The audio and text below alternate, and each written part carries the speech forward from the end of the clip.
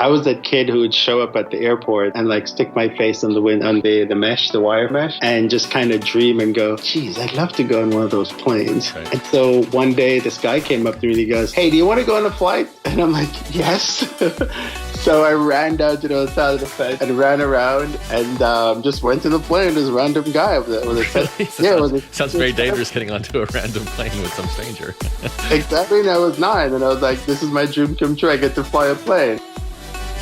Welcome to Yaro's podcast, where you'll discover the stories behind world-class performers, business builders, and enlightened leaders.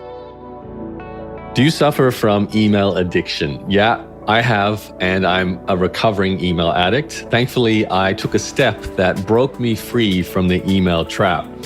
Most business owners spend a lot of time during their working day inside their inbox, and it may be even bleeding into your home life, where you spend hours at night or first thing in the morning attempting to clear that email inbox. Now, it's not surprising because email is where often the most important messages come. We get messages from our clients, our potential customers, from our contractors, our employees, possibly friends and family, everything going on with our lives and our businesses. So the idea of outsourcing or handing over that email inbox to someone else is not something you may have considered before. But I want to tell you, it is by far the most powerful productivity step you can take is to hire someone to handle your email for you. It frees you up so you have more time to do whatever you'd like, whether it's growth activities in your business, creating products, working on marketing campaigns and relationships with other people, or maybe just spending more time with your friends and your family, or working on your own health, exercising, taking holidays, and so forth. When you're glued to your email inbox, it keeps you away from all those activities. Now, the strange thing is we're usually very comfortable outsourcing all kinds of other aspects of our business, but for some reason, email is one of the last things, or perhaps something you never have considered outsourcing to someone else. Well, I have some exciting news. I actually have a company called inboxdone.com. You may have heard of it. We provide a human being to take over your email. I've actually had someone handle my own email inboxes for over 12 years now. So I took the step to break free many, many years ago, and I haven't gone back. I now could never go back to doing my own email. It would be very difficult. And I'd like you to experience the same sense of freedom. So if you're curious on how exactly someone could take over your email and how the process works and how you can come to trust someone to handle that all-important inbox, I recommend you head over to inboxdone.com and check out my company. There's a real opportunity here for you to potentially change your life and certainly change your business for the better. Create some freedom, some time by handing over that inbox to someone who should really spend more time there than you do, because that's their job and it's not your job. Inboxdone.com. Check it out.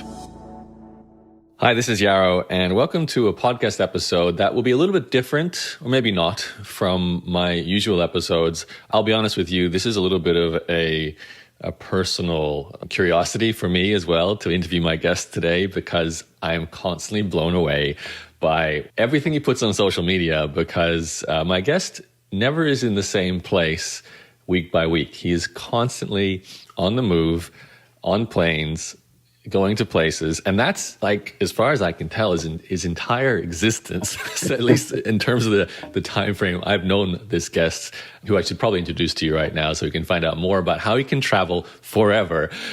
It's Kerwin McKenzie. Hello, Kerwin. Hey, Yaro. How you doing, man? I'm good. So we met in person for the first time way, I can't remember how many years ago now. It must have been like 6 years ago in Melbourne. Not Melbourne, it was Gold Coast, wasn't it? For Darren Rouse's Pro Blogger conference. Exactly. Now, I don't think I was aware of you up until that point. And then since then, I followed you because your story was just so interesting. I hadn't come across someone like yourself who literally doesn't seem to go home. Yet, ironically, you're actually at home right now as I talk to you. But it's a rare occurrence. I want to kind of answer the question here for the audience as we kind of dive back into your story of how you can travel perpetually. Obviously, people are going to wonder, do you have some kind of laptop lifestyle income stream or business, or did you win the lotto, or do you have some kind of inheritance that you're slowly eating away? Because literally, if you follow Kerwin, he will be on planes, or briefly, I feel like you're more on planes than you actually are in the places you go to with the planes sometimes, Kerwin. So before we dive into your history, can you maybe just summarize what actually is your life like right now, and why have you chosen this life? Oh, wow. Geez. Well, Yaro, first I want to say thank you for having me on. I'm a big fan of Yaro. I took Yaro's blogging course, I think when you actually started. I was probably in your first class, I think. Oh, wow. Or, because I think I was there when Leslie was there. Yep. So yeah, that was probably there, one of the first class. And Yaro was kind of the guy who I go, really? You can do this blogging thing and it works? So thank you for that. So I'm an aviation geek, and I think probably can go back to 2011 because that's kind of when I was with an airline for about 14 and a half years, and I've worked in the industry since 1994.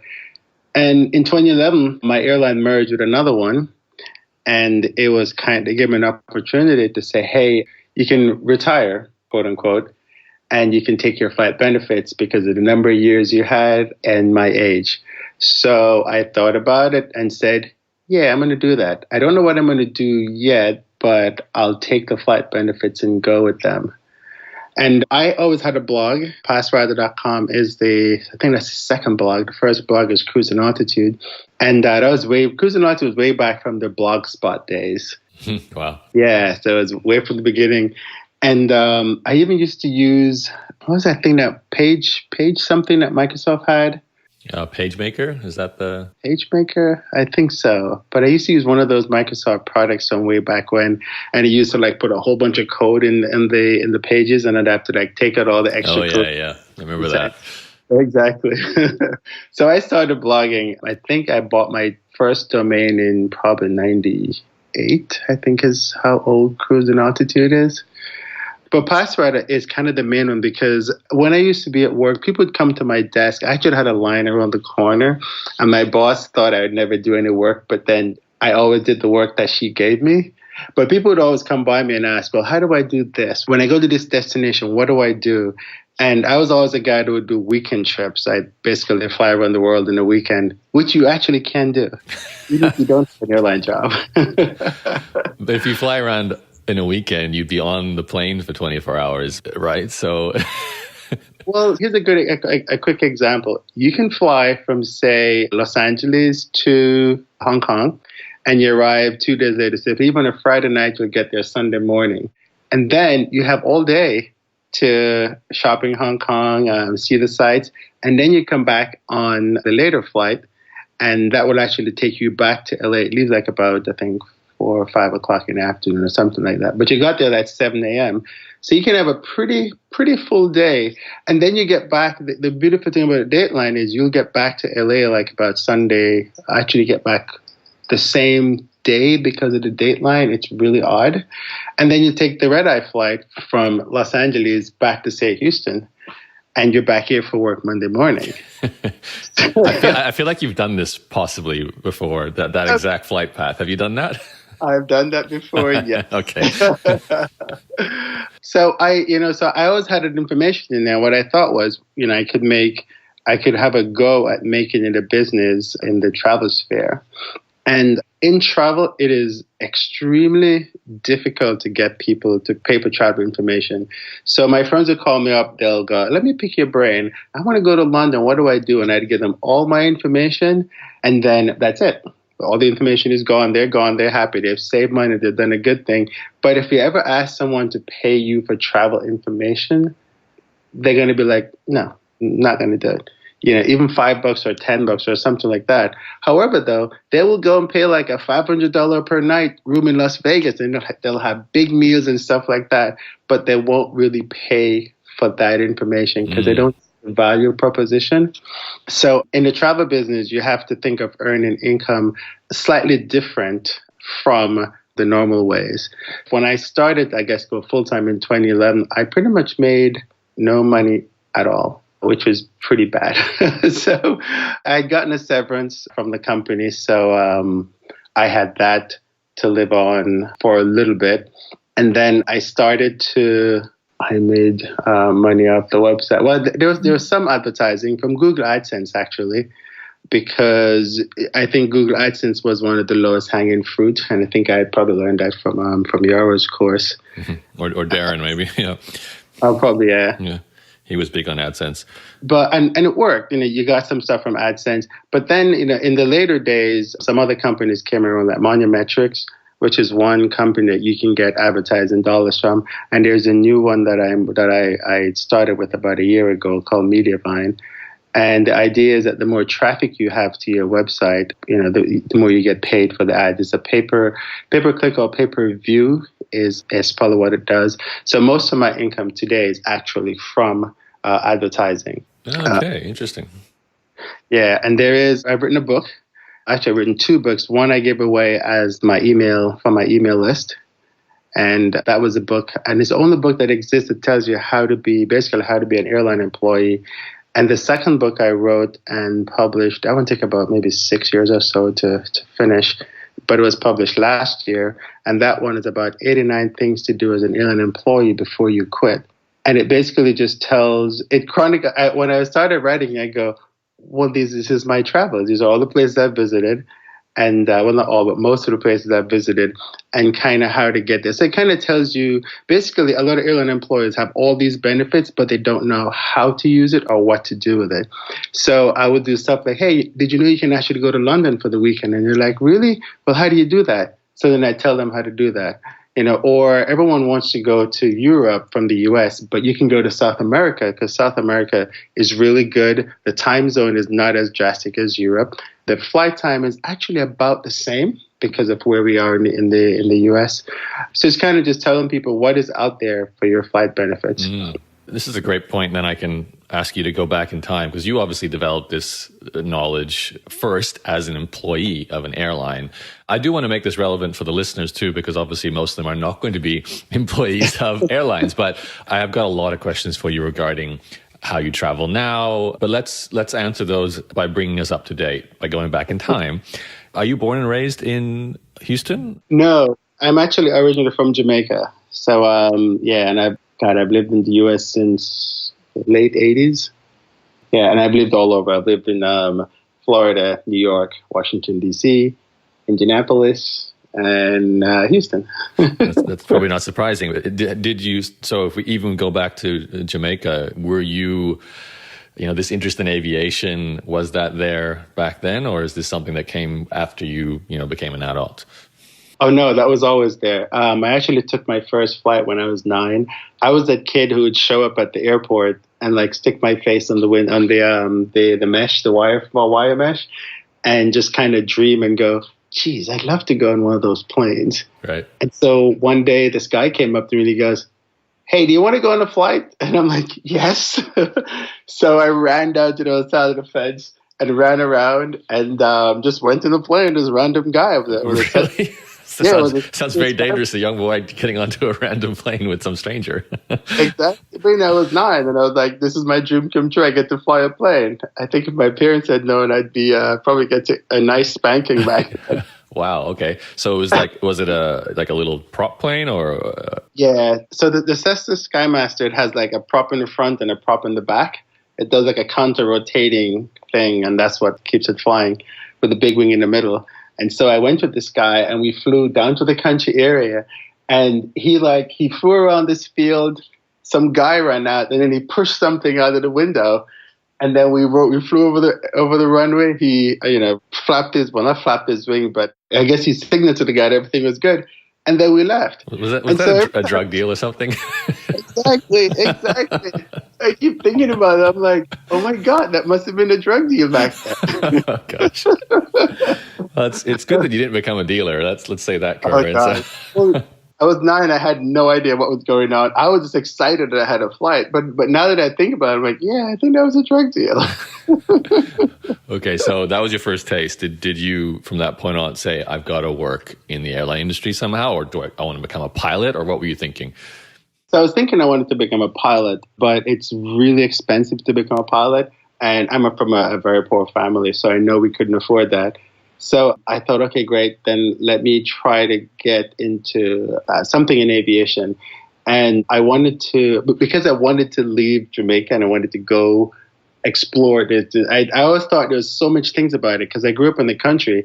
And where we lived in the country, there was always, these cars would come up every Saturday, or actually during the weekend, they would turn and stop right by my grandmother's house. And then all these people would come out and they would go different places. And I kept thinking, well, where are these people going? What are they doing? I want to go and I want to know what they're doing. So when I got the opportunity to go to university, I went to Barbados for university. And the only reason I went to Barbados is because they did meteorology and I wanted to leave the country. So you saw meteorology as a way out more than anything else. Exactly. Right. Exactly. So I went to Barbados, did meteorology, and realized I really love mathematics. And then from there, I went to the US and I continued my education. I think I was more into the travel side of things when I was in school, because every time I would go home every summer, I would take an opportunity to go to the different Caribbean islands. So I've gone to a lot of Caribbean islands just from going to university. Because my first trip out of Jamaica was actually to Martinique. I did a French exchange studies. And on the way back, we stopped in Haiti. So at the moment, I think I'm up to 124 countries. Yeah, and the first one was Martinique. Okay, so that was your first overseas visit. First overseas visit. And I wanted to be a pilot, but couldn't afford it. So the very first opportunity I got to work for an airline, I did that. And I actually went back to university to do aeronautical science in Florida, Daytona Beach, Florida. And that was just so I could get back into aviation. And when I came out of school in 94, none of the airlines were hiring. So I had a master's degree in aeronautical science and there was nothing going on. And so I applied for a ramp job with Delta in Washington, D.C. And I got accepted. What's a ramp job? So the ramp job, see those guys who move your bags and push the airplane back? Mm-hmm. That was me. So you're a master's guy, but you were just guiding planes back and forth. Exactly. Okay.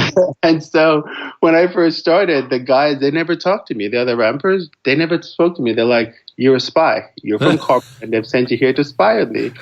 And so I was sitting in my little corner, and nobody talked to me for about a month or so. And the only reason why they did this is because they thought I was a spy. And I'm like, I'm not a spy. And so the only guy that would talk to me is there was this guy who worked in the baggage room. And he used to work for Eastern Airlines, which is a really old airline. And I think he also worked for Pan Am. And I would talk to this guy every day, and he would just tell me about the industry. And I learned a lot about the industry from this guy. What in particular did you learn? What do you need to know from that point on to sort of, I guess, rise up the hierarchy from ramp boy to whatever comes next? I think for me, it was just kind of learning about the inside of I guess kind of what he saw, how the actual aviation industry works, like the stuff you don't see. So, for example, when your bag comes in, well, how does it get from the plane to you? You know, what happens if you're connecting your bag from, say, an international flight to a domestic flight? All that stuff happens in the back end, and nobody really sees that. And most people don't care. But I got a lot of insight. And then also how the other different airlines that merged together and kind of the perception. So in the airline industry, there's a hierarchy. The guy on the ramp is like the guy at the bottom, literally. And the pilot's at the top. So in between that is everybody else. And there is quite the weirdness that goes on behind the scenes. So I kind of got that type of insight. And then a friend of mine who I went to college, and I was I hear these people say, you don't have to go to college, or if you go to college, it's going to cost a lot of money, and you don't have to go to college to be successful. Yeah, that works for some people, but others it doesn't work that way. So I actually got my first full-time airline job from my college buddy. He called me up because he was working for this other airline in Indianapolis, and he said, hey, we have a job opening. You're the guy for the job. You need to come and interview for it. And so I did, and I got that job. What was the job? It was revenue management. So revenue management is how the airlines make money. So basically on any particular flight, when somebody says, so you ever see these fares, they go, hey, it's $50 fare to go from, say, Houston to LA on Southwest or something like that. The government said it has to be a certain percentage of your flight that's available before you can have that sale. But then from the revenue management standpoint, if you sell every seat for $50, you're going to lose money. So we have a scale and we have a system, and we kind of figure out how much money we want to make in this flight and how many seats you want to sell in this flight.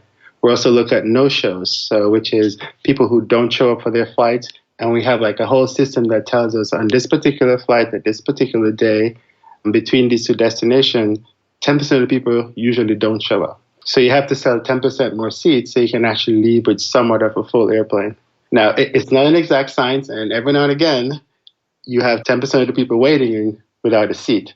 And then it actually costs you a little more, but it makes up for it because over time, you aren't making any money from the flight anyway. I've always been curious about that. I've heard about it before, this whole idea that planes or airlines oversell capacity.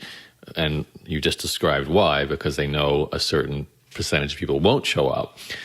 In my entire life flying, though, I've never once had the experience where someone said, listen, you bought a ticket, but we actually don't have a seat for you.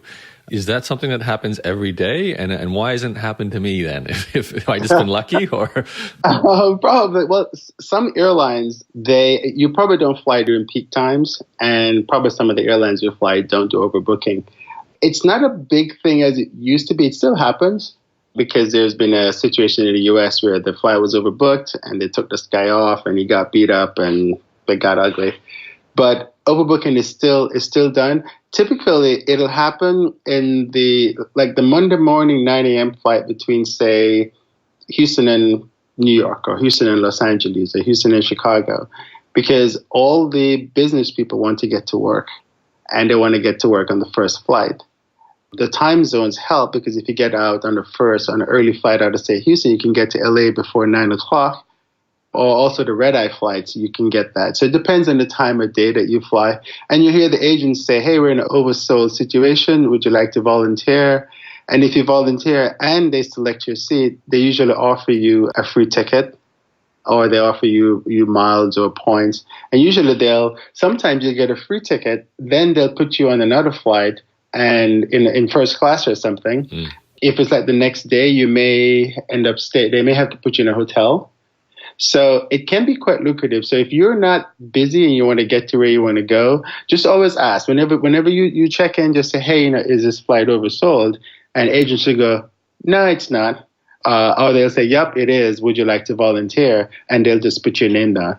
Some of the airlines are really sophisticated. So when you check in, they will ask you, if there's an oversale situation, would you like to be on the standby list?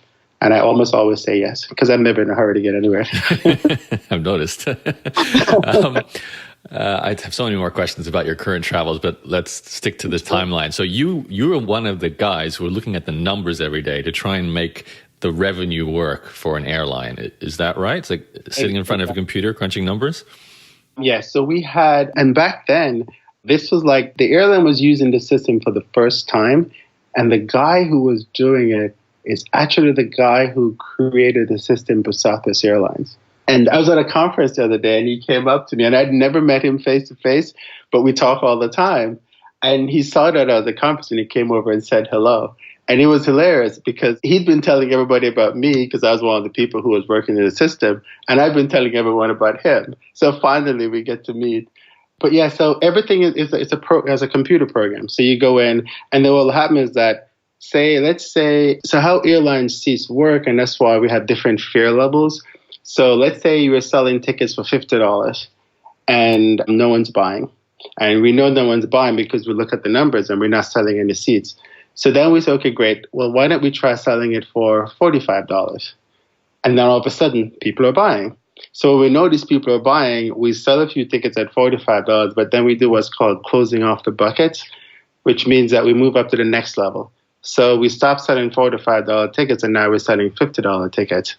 And all of a sudden, people are like, it's closer to departure, so people are going to start buying those tickets because they really need to go.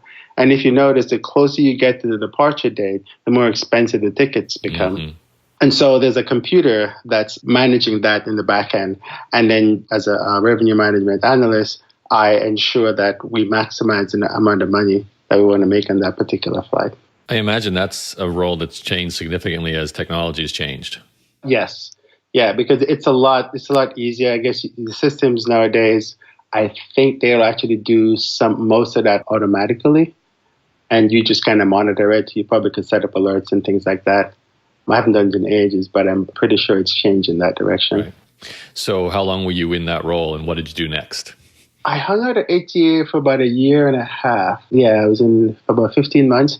And so when I went to ATA, I always had the we need to travel thing going. And so there were people at that airline who they'd never been anywhere, but they have all these flight benefits. So I'd say my first trip I took with them, I said, look, we're going to Las Vegas. And they're like, well, but where are we going to stay? I'm like, we're not going to stay anywhere. We're going to come right back. And they're like, well, how do you do that? So we jumped on an afternoon flight after work. We went to Las Vegas and we stayed out all night. And we came back in the first flight the next morning. And they were addicted. When you say they, who you mean your fellow employees or? My fellow employees. They were like, oh, I can't believe we would do that. I'm the guy who would always look at the schedules and figure out what to do.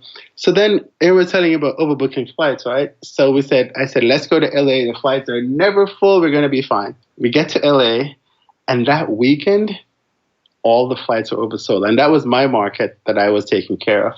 And some of my friends were annoyed at me. They're like, well, how could you? I'm like, well, it's never been full in the last 10 weeks. And so that's the thing with revenue management. You know, when something happens, and we don't even know why it was that particular weekend, but every flight was oversold so the airplane holds 218 people, and I had sold it up to, I think it was 300, because the people never showed up. And so we had to be like, I think we had to end up sending an extra airplane in to pick up the extra people that were there. So after ATA, I went to Continental. Again, another friend of mine called me up and said, hey, and I went to school with him. And he said, look, they're looking for people. You should come and interview. And so I did. And then I got the job. And I stayed here until 2011. Oh, wow. So that's the one you stayed with until they were basically offering volunteer retirement. Yeah, because they decided to merge. And the thing is, I would have stayed longer, but I started there when the internet was just in the fledgling. It was 1996, and the only airline that had online booking was Alaska Airlines. And so this was a time we had a really good VP, and he was very forward thinking. And my job was actually competitive intelligence. But on my business card, I think it was just manager was on there. Because, no one would talk to you if you said, hey, I'm with competitive intelligence. Of course. I know, right? So, but what happened was my job would be to look and see what everybody else is doing and see how we can use the technology that they are to do what we want to do. And one of the big things back there was, the internet was such a non-thing, was we actually had a meeting to decide if we're to put the URL on our envelopes. Oh, wow. And there were people who said no. Wow. So, yeah. When we decided to merge, it was kind of like, well, I don't want to redo that. I already built the website, i.e. I was the guy who did I'd write the requirements, because I was always a customer guy, which is why now I'm so customer-centric. So when people complain online that, hey, I had a bad experience, I always like to know, well, what happened? Because obviously, if a lot of people are having the same experience you're having, the airlines would be out of business. And I know it's sad when the airline loses your bag. It's a terrible thing because I've been there. But then I tell people, well, 85% of the time, they don't. And it sucks when you're within that 15%. It's still pretty high, though. 15. Let's answer that question. Why do they lose bags so frequently? So so on cruisingaltitude.com, I have a whole bunch of posts about that. But typically, what happens is, and that gentleman I was talking to when I worked for Delta up in DC. So when you check your bag in, one of the things you always have to make sure that you have the tag that they're tagging is the right bag. Because sometimes what used to happen was two agents are standing next to each other. They're talking, you're talking, and they tag the wrong bag because both of the paper things come off at the same time. And so sometimes they tag the wrong bag. Or what used to happen was the bag gets tagged to the wrong city. Or sometime in your reservation, you have like 3 cities you're supposed to connect to 3 different airlines, but all the tags don't print out properly. The other thing, too, is misconnect. So you arrived at the airport late, and there's not enough time to even get your bag on the first flight. Or you arrive at an airport, and the flight is delayed, or your flight is delayed arriving, but the other airline has to be a certain time for the connecting bags to come. Because each airport have a place where they put all the connecting bags, and the other airlines come by there and pick up those connecting bags and take them over. So if they come over for the connecting bags and your bag hasn't arrived yet, they're not going to come back unless somebody comes out and says, hey, we have to get this bag on this flight, and then they deliver it over. And sometimes the tags fall off. Mm-hmm. Yeah, which happens. Sounds like the most obvious answer, really, isn't it? Yeah. The weird thing is, each airline have this place where they keep all the bags because they have to keep the bags that are lost for a certain time, and then they move them on to a warehouse, or a warehouse comes in and buys them, and then they resell the contents. But one of the things that people don't put their names on the inside of the bag. So when the tag fall off and they don't know where the bag is and they open the bag, there's nothing in there that can identify the person. Mm-hmm. And so they have these, if you go in these warehouses, they have just rows and rows and rows of all the bags that they can't get who the owners. Unnamed. Yeah, wow. Exactly. That's why you got to tag your bag with your own tag. Yes. So, Kerwin, I can tell all the way back from the very early days when you first started working for an airline, you came up with this simple no hotel fee travel hack where you fly in at night and then fly out. I think it'd be worth sharing the story you shared with me many years ago, how you were at a conference and I think there was no hotel room, so you flew instead. Can you just explain what you did then? Because that's also available to the general public, right? You don't have to be, I'm not sure I would do this because frankly, I'd rather, maybe spend more in a hotel, even if I could save money. But can you explain what you did? Yeah, sure. So typically, this really works for red-eye flights.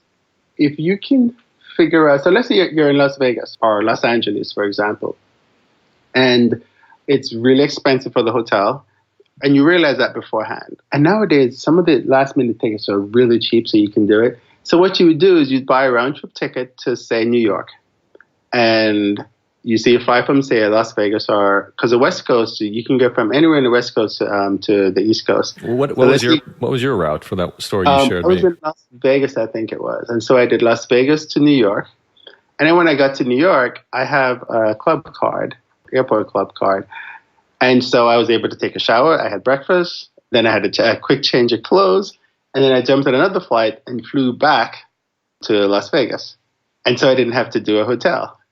Now, correct me if I'm wrong, but sleeping on a plane is not comfortable. So how does this work?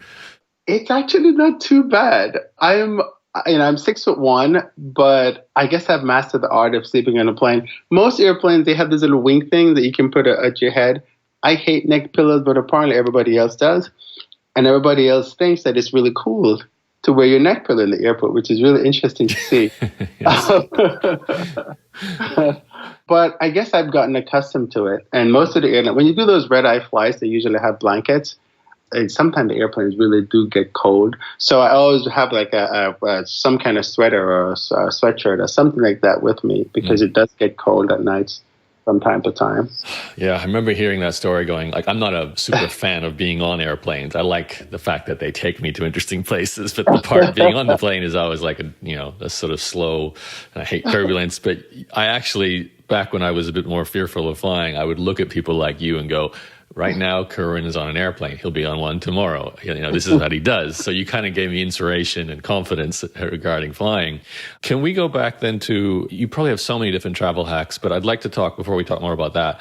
Okay. When you got this opportunity to do volunteer retirement, I know you were given a sort of like a lifetime employee travel benefit going forward, right? Which meant you could take a certain number of flights. So it was financially feasible to do what you do. But I'm sure it wasn't like a case of free flights forever on any airline. So can we answer the obvious question? How can you be on a plane so much? Because correct me if I'm wrong, but for the last 4 or 5 years I followed you, I think 50 weeks out of 52 a year, you're flying somewhere. And, you land in London and straight away you're off to Singapore. You land in Singapore and straight away you're off to, Sydney. And it's like you never stay in a place for longer than a day or two either. So why do you live this life and how can you make it work financially? Oh my God. Why do you love being on planes so much? I guess, is it just your aviation geek side? You'd rather be in the air than be on the ground with the rest of us? Or? Yeah, well, I think it's the aviation geek side. I guess because I wanted to be a pilot, and this is probably the closest I get to be a pilot, I am very fascinated by aviation. The fact that you can fly across the Atlantic in Houston to London in 8.5 hours, and you're in a completely different place. And that airplane has been up there for 8.5 hours. And then it turns right around, it refuels, and it comes right back. I'm still fascinated by that. Every time I get on a plane and I take off, I feel like a little 9-year-old boy that took that first flight. But I think it's also because I like people. I probably should have done psychology. But I do love people because as humans, we like each other, but we kind of put up with each other just because we have to. Like on a plane, I mean, you sit next to a perfect stranger most of the times. And sometimes they want to talk to you. Like I've been next to people who've told me their entire lifestyle or their life story. And there's others who don't want to say anything. But one thing I realize is that I think of aviation as a way of connecting the world. I know people talk about, carbon footprint and things like that. But I say to them that a lot of things that you don't think of, like mail. Mail it used to be to have air mail way back then, but now it's just mail because a lot of your mail goes by air. So there's no need to put airmail on the thing anymore. But mail connects the world. And if it wasn't for aviation, there would not be any mail. Aviation actually started as cargo. And then they decided, well, let's take humans. And that's where all the problems began. But that's a whole other story. So when I fly on my travel benefits, it's purely for leisure. So I'm going to see friends or family. And so I do a lot of that. What I also do is I work with different brands and I do speaking engagements. So when I do those, they usually pay for the entire trip, which includes the hotels and the flights themselves. And what I try to do is, if I can, I try to fly a different airline or try to fly sometimes I have an influence. I'll say, hey, as long as I fly on a KLM 787, I'm happy, or something like that. And usually they can work that in. Sometimes they can't, and that's fine too. I make sure that I sign up with the frequent flyer programs. And people say that the airlines are cheating with the frequent flyer programs, but yeah, it's changing, but you don't really have any control over that. So what you really should do is try to get some type of credit card that every penny that you spend, you get a mile or a point for it, because that point does add up. If you if you can't, quote unquote, afford a credit card, then you can still find cheap fares. Like, for example, if you're going to cross the Atlantic, you can get from the US to Europe for about $480 anytime, because those fares are always out there. You just have to know how to search them. I use Google Flights, and so that helps me to find. You can just say, I want to go from Houston, and don't put the destination, and it'll give you a whole bunch of places that you can go to. And so a lot of my trips are funded by me because I want to work with different travel brands, but there's always sometimes a lot of restrictions. And as a travel influencer, I think is what they're calling us now, a lot of the brands, they don't really want to pay you to come to their destination. They just want to give you, quote unquote, a free trip. So if they give you a free trip in their mind, then I take that opportunity and go, okay, great. It's a new country. It's a new airline. And I can write airline review about it, or I can get information for my blog. Mm-hmm. And then that information from my blog brings readers to the blogs. And the more readers that come to the blog, the more advertising revenue I get from the blog. So instead of getting paid for the trip up front, I get paid for the trip in the back end. Does that make sense? Mm-hmm. Okay, yeah, that sort of explains it. I can imagine it's kind of an ongoing, constant travel hack for you. You're looking for events to speak at, you're looking for opportunities to get more points, and you've no doubt become an absolute guru at figuring out just how to keep doing this. And it must be fun for you too, to look at, where could I go next and how can I make it work? Which leads me to the next question, which I think most of the audience will really care about. So as you know, I teach this laptop lifestyle idea, and I'm a traveler, not quite to the extent you are. I do like to stay in one place for a while, not bounce on a plane straight away. But everyone listening in, we all are interested in the same idea, running a business, possibly traveling to many places every year, or even just living somewhere differently to where we are now. Can you maybe give us your best advice beyond what you've just already provided with, points and things with credit cards on, let's just say, not to travel constantly, but let's say we do want to open our eyes to opportunities to travel at much better rates. I think a lot of people will just, open up whatever, Skyscanner, Kayak, Expedia, look up flights and just get whatever's in front of them, yet they hear about these travel hackers, you being one of them, who seem to get more frequent business class than normal or $100 flights constantly. Like it's almost like you said earlier, you seem to always be able to find a deal. How do you do that? Are there secret websites? Are there secret people you go to? Is there kind of like a, behind the scenes club that we need to be a member of? What's going on to get these deals? So there are a number of websites out there that you can use. The number one thing, though, is to be flexible. And I guess so first, sign up for all the newsletters that all the airlines have. And what will happen is they actually target you. So if you go to say, like the Air New Zealand, I found an Air New Zealand flight. And as a geek, I always want to fly. It's something called Fifth Freedom. So this is where an airline flies from country A to country B, but that airline is not from either of those countries. And an example is Air New Zealand. They fly from Los Angeles to London, but they're actually a New Zealand-based company. And so they have fares, so you can actually buy a ticket between Los Angeles and London. And so I was looking around, and I was like, I need to get to London. How can I find a really good fare?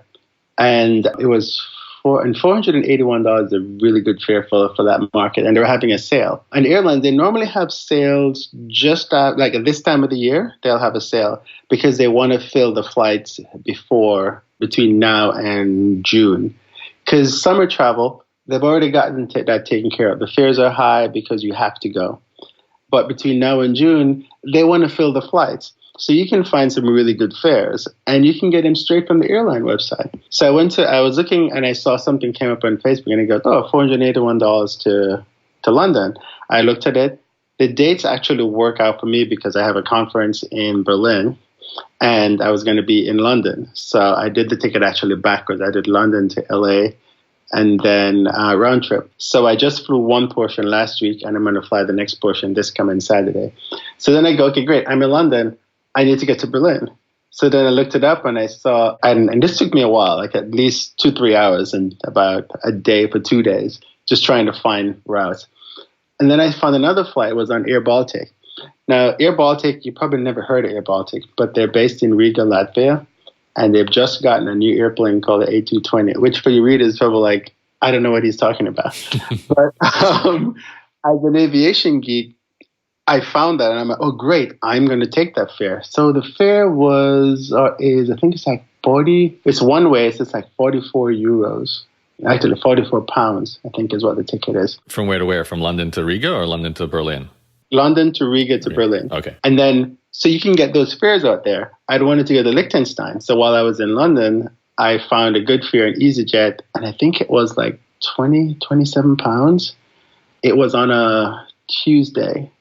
So basically, and I found it on Google Flights, don't restrict yourself to a particular date and a particular airline. So if you go to Google Flights, you can go, like I did, I was trying to get to, it wasn't Zurich, I think I just put Liechtenstein in. Liechtenstein does not have its own airport, but what Google will do, it'll tell you who's close by, or if you grab a map, you can see which airports or which countries are close by. And then you try them. So if I did London to Zurich, that's really expensive. You're talking like £200-300 just for a one-way ticket because that's a business market.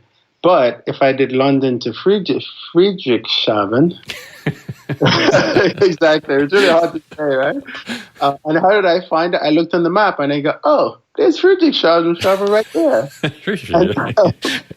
So you see, you need to have a little geography sense, look on the map, and then what I did is, okay, well, how do I get from Friedrichshafen to Liechtenstein? Oh, there's a bus, and Google Maps is really good.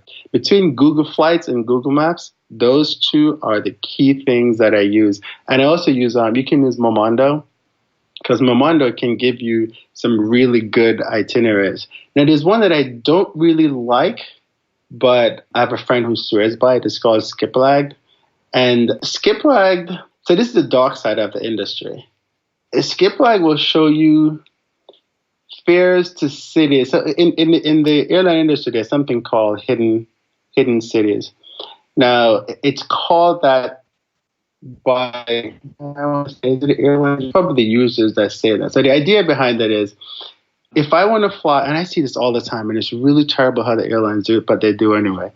So if I want to fly from, say, New York to Atlanta, it's like $200. But if I want to fly from New York to Athens, Georgia, which goes through Atlanta, it's like $50. And they do that because they're trying to maximize the route that people fly the most. Not many people want to go to Athens, Georgia, but lots of people want to go to Atlanta. So because lots of people want to go to Atlanta, you pay more for that. So what this website does is shows you those routings. Now, the airlines don't like you to do it because actually Lufthansa is suing a passenger at the moment for doing that.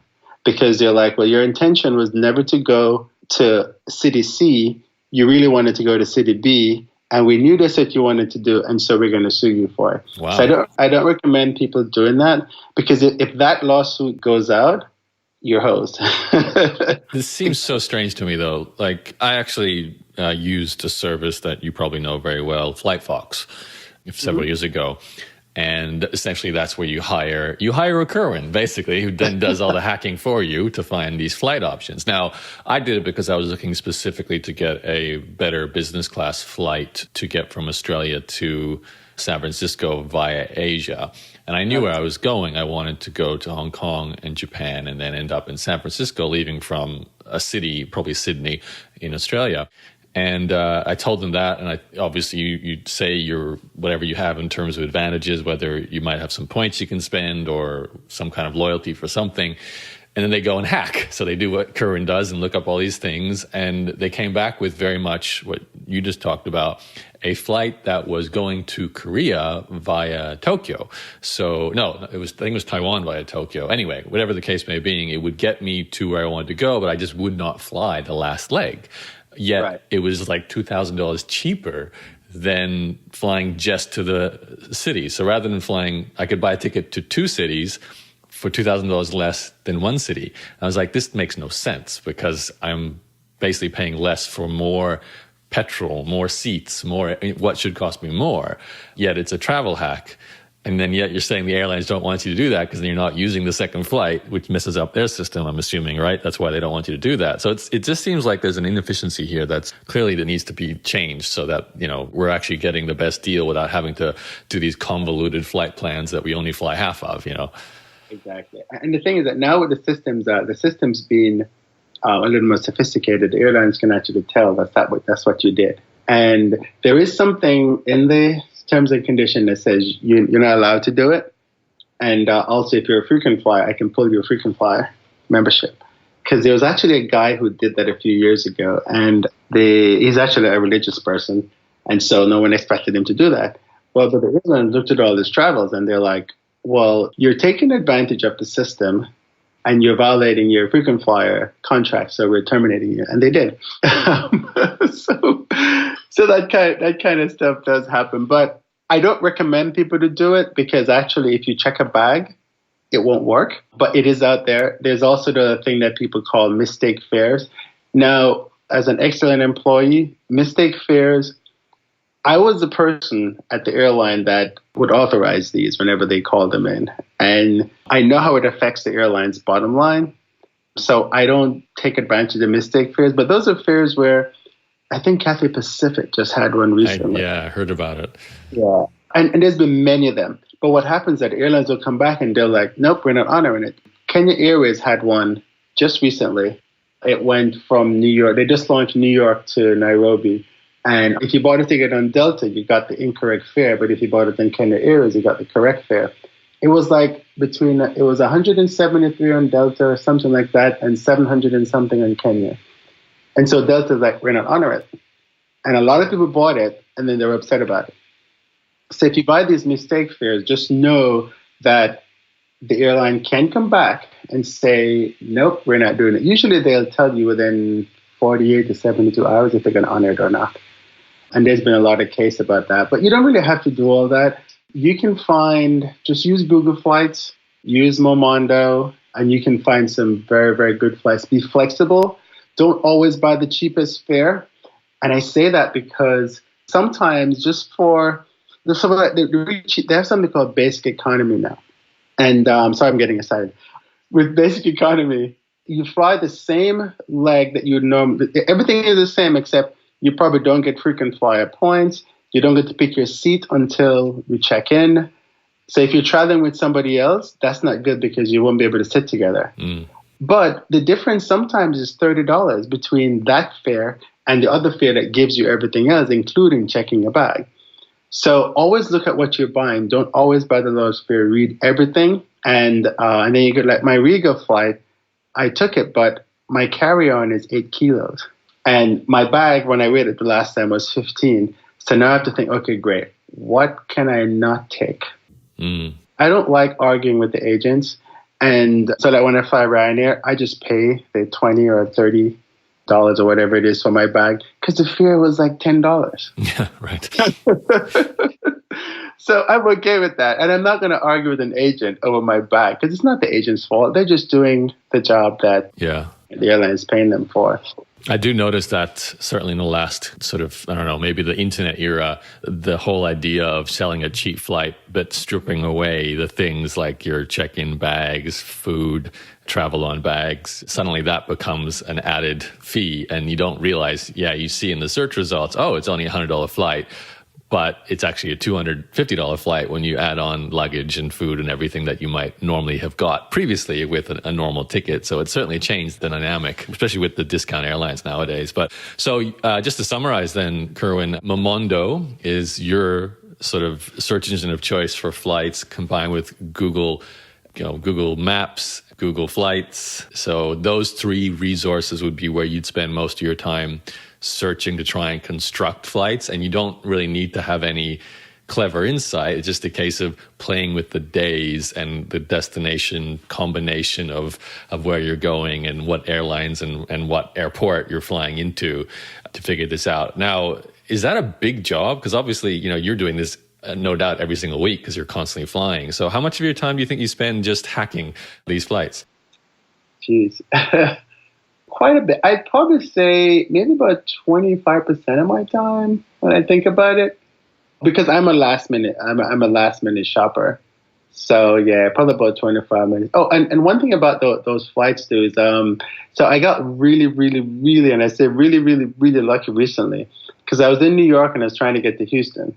The fare to Houston was $270 something, but the fare to Dallas was $56. And so I go, well, I'm going to Dallas. I'll take a Greyhound for $22. I'm still ahead. Mm-hmm.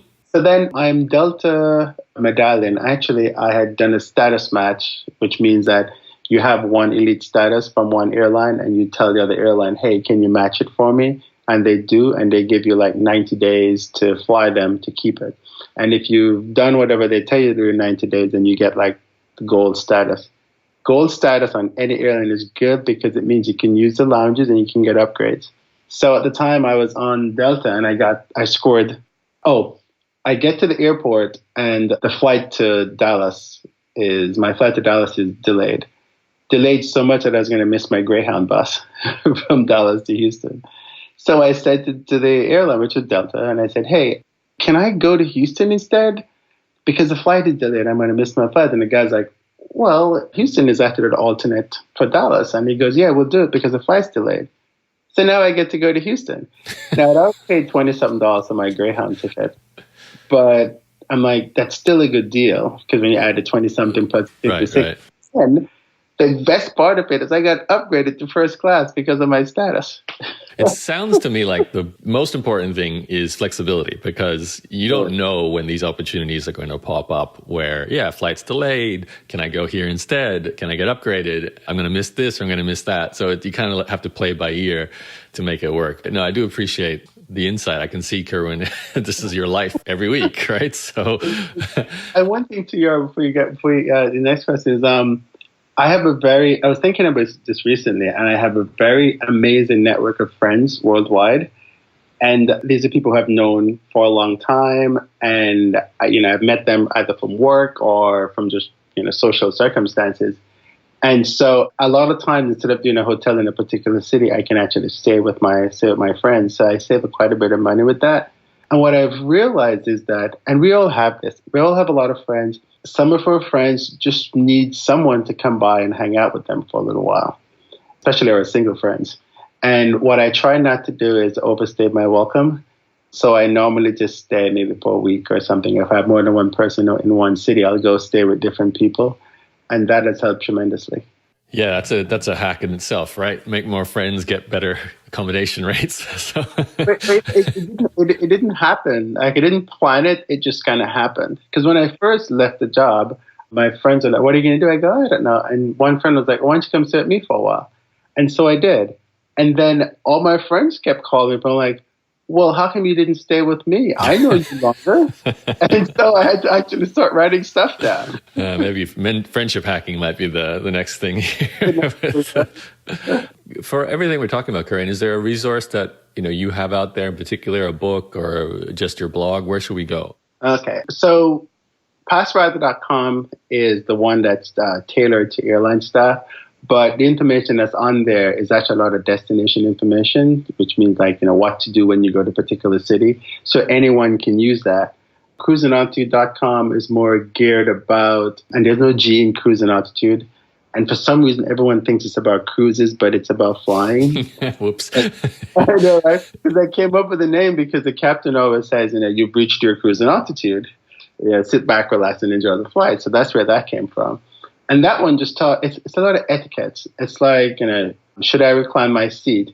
When I get on a flight, if I'm traveling with two people, should I book two seats next to each other, or should I book window on an island, leave the middle open? Things like that. Mm. And it also gives you flight reviews, so you can find out what was my experience like on a particular flight. And one of the big things that a lot of people don't know, well, some people do, is stopovers. So I have on Cruising Altitude, if you go to cruisingaltitude.com/stopovers, there's a whole piece about how you can, so for example, if you're going through via Singapore, you can stay a day or two and they will facilitate it. If you go, say, Nairobi, you're connecting through Nairobi, they will actually pick you up, take you through immigration and customs, take you on a mini safari, and take you back to the airport. And you don't have to pay for all that. Wow. So Etihad, if you fly through Abu Dhabi, they will actually give you hotel nights based on which class of service you're flying. So there's a whole bunch of things like that that can actually help you have two vacations in one or something like that. So that has that. And if you go to passrider.com/89things, that will take you to the newest book, which although it is geared for airline employees, but it is still 89 things that you can do as a traveler. I'm actually thinking of releasing another version of that will be geared to just non-airline staff. It's a good idea. I also recommend you follow Kerwin on social, Instagram in particular. We'll put the links, obviously, with this blog post for this podcast, so you can find everything Kerwin's talked about and his social media. Because, that I see, most of the time, I think, Kerwin, I see you taking photos of the planes and you sitting in the planes than necessarily where you actually are. But it is inspiring to see the constant flying around. Do you intend to do this forever? Like, what's the future hold for you, Kerwin? It's weird. I was thinking about that the other day. And let me clarify, too. I asked this because I know part of me has been curious.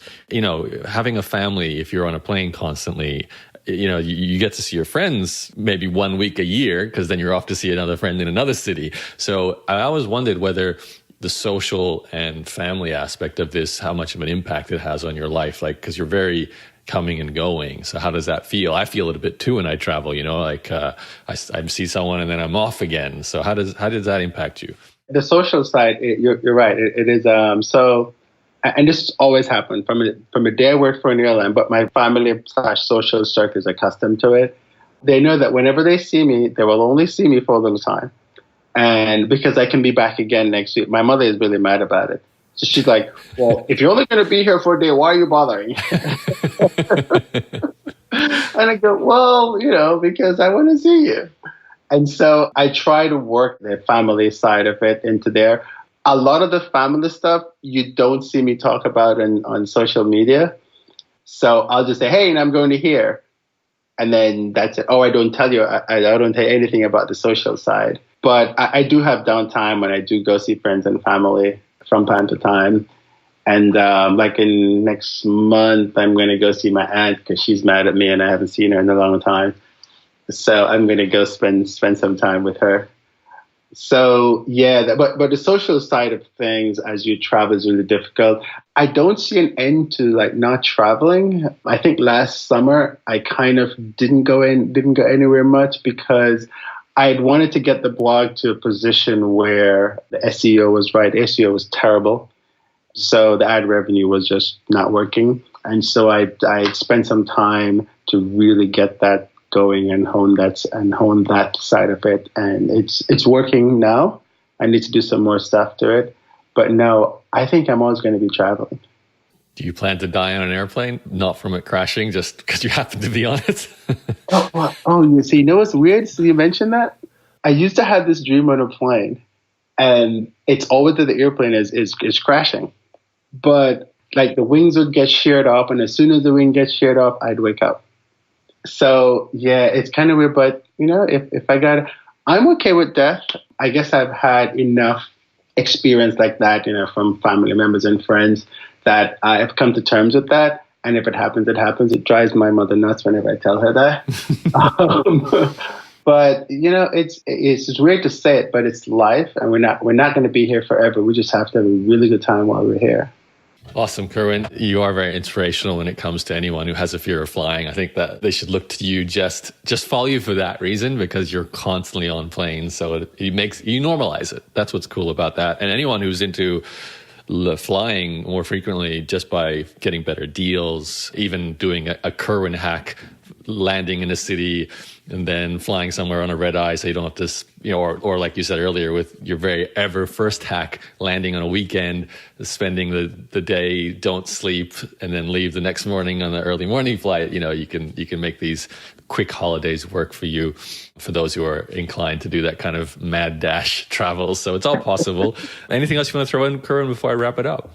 I think just thinking about why I really travel is that I love people, and I realize that we're all so different, but then we're all so the same. Because you go to a place and like typically the women normally take care of the children. It's just how it is. Except in Romania, there was like a Saturday when I went out and all the dads were out to the children. And when I asked my guide, she's like, oh yeah, on Saturdays, the guys take care of the children and the women are home relaxing. So, which is quite interesting. But I think we're all the same. And if we can just tell ourselves that and just try to be a little more accepting of each other, because although we're all different, we're really all the same and are looking for the same things in life, if that makes sense. Yeah, that's one thing you really notice when you travel. The more you go, the more everything seems similar. So yeah, I'm sure you're seeing that more than most people, Kerwin. Thank you for taking the time to share your story. Keep traveling. I'll keep watching you. And good luck with spreading the travel gospel as well. So thank you. Thank you, Yaro. I really appreciate it. And by the way, you are a big fan of mine. So thank you. Thanks for listening to Yaro's podcast. For more episodes, visit yaro.blog and subscribe on iTunes or Google.